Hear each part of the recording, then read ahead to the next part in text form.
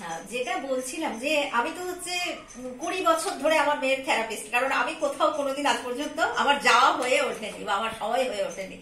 এবার আমরা যেটা প্রথম বলি না, আই কন্ট্যাক্ট, তো আই কন্ট্যাক্ট নিয়ে আমাদের এত অভিযোগ, এত অভিমান যদি বলি।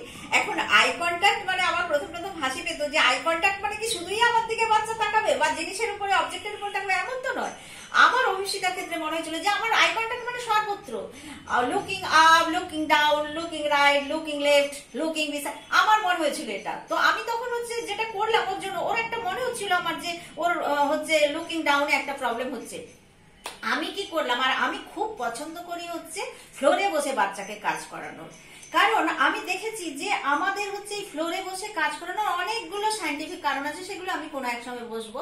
যেমন বাচ্চা যদি রাইট হ্যান্ডার হয় তাকে আমি সবসময় হচ্ছে আমার লেফটে বসিয়ে কাজ করাই ফ্লোরে। এবার অভিষিতা হচ্ছে লেফট হ্যান্ডার, তো আমি অভিষিতাকে কি করতাম, ফ্রন্টে বসিয়ে কাজ করাম। তার অনেকগুলো কারণ, সেগুলো পরে বলবো। এবার যেটা আমি বলছিলাম যে লুকিং ডাউন, এখন লুকিং ডাউন আমার মনে হলো যে বাচ্চাদের হচ্ছে ফ্ল্যাশ কার্ডের প্রতি একটা ভীষণ রকম ভাবে হচ্ছে ক্রেজ রয়েছে, তো অবসেসড। আমি যদি ফ্ল্যাশ কার্ড গুলোকে যদি ফ্লোরের মধ্যে যদি অ্যারেঞ্জ করে দিই, এবার বাচ্চাকে যদি আমি হাই চেয়ারে বসাই, তাহলে অটোমেটিক্যালি বাচ্চাকে আমার লুকিং ডাউন মানে নিচের দিকে তাকাতেই হবে। এবং সেই স্ট্র্যাটেজিটা আমার প্রায় 1 সপ্তাহের মধ্যে ক্লিক করে গেছিল। এবার যেটা আমি বলি, যখন আমরা ইকুয়াল হচ্ছে পজিশনে কাজ করবো, তখন অবশ্যই আমরা হচ্ছে বেড টেবিল নিয়ে কাজ করবো। এবং আমি সবসময় বলি ডিস্টেন্সটা না, বাচ্চার থেকে অ্যাডাল্টের ডিস্টেন্সটা সবসময় খুব কম রাখা উচিত। তাহলেই হচ্ছে কি হবে, বাচ্চার হচ্ছে আমার সঙ্গে যে বন্ডিংটা বা কনসেন্ট্রেট করতে অনেক সুবিধে হয়। এবার যেটা বলছিলাম যে এই যে অভিষিতার জন্য যে এত এত বছর ধরে আমি এত স্ট্র্যাটেজি, বিশেষ করে আমি মেটেরিয়াল হয়তো শয়ে শয়ে বানিয়েছি, সেগুলো আমার নিজেরই মেটেরিয়াল।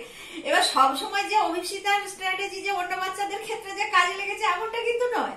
আমি হ্যাঁ, অভিষিতার জন্য এটা লেগেছে, আমি সঙ্গে সঙ্গে সেটা নোট ডাউন করেছি। এবার অন্য যে ছোট বাচ্চারা যখন আসছে, তাকে হয়তো সেই মেথডটা বা সেই স্ট্র্যাটেজিটা আমি দিয়েছি, তার হয়তো ক্লিক করেনি, আবার সঙ্গে সঙ্গে আমি শিফট করে গেছি অন্য জায়গায়।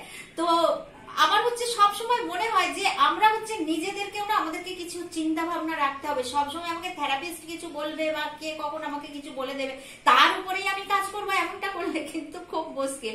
তো অভিষিতার ওই আই কন্ট্যাক্টটা আমি প্রায় 2 মাসের মধ্যে সবটা এনে ফেলেছিলাম, মানে looking up, looking down, looking right side, looking left side, beside, মানে যতগুলো ছিল। আমি হচ্ছে কি করি, ওর আগে না যেটা করতাম যে সমস্যাগুলোকে আগে আমি নোট ডাউন করে নিতাম, সেই মতো স্ট্র্যাটেজি আমার রেডি হবে এবং সেই মতো আমি চললাম। আমার 15 দিনে দেখলাম যে আমার 1% ইমপ্রুভমেন্ট নেই, সঙ্গে সঙ্গে স্ট্র্যাটেজি আমার চেঞ্জ হতো।